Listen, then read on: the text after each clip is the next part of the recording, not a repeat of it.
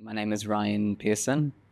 I'm a proud Aboriginal man from Biripi country.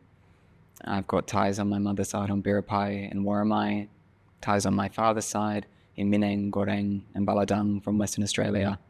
And I've been a company dancer with Sydney Dance Company for 3 years. Coming to the Wharf has always felt like home.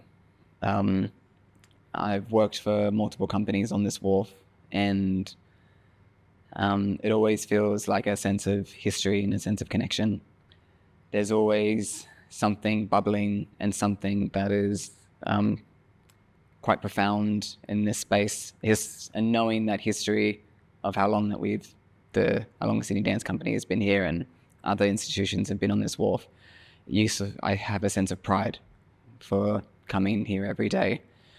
I first started working here when I was 18, like 19. I practically grew up on this wharf. I spent all of my 20s here.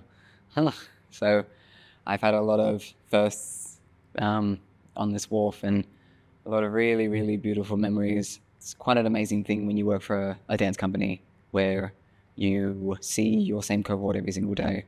And what's really great about that is you get to know them in and out. Like when you're all sort of collectively trying to aim for the same thing, it feels really powerful.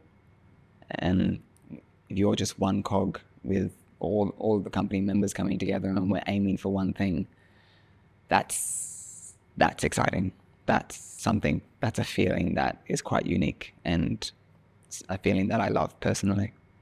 I feel like the collective group and the amount of work and skills in which to create that work, I think that will be the memory that will have the lasting effect on me. Not any particular person, but the way in which we all collectively experience something together. And through those experiences, I think you become a better artist. You learn more about yourself while you're working with a collective of people.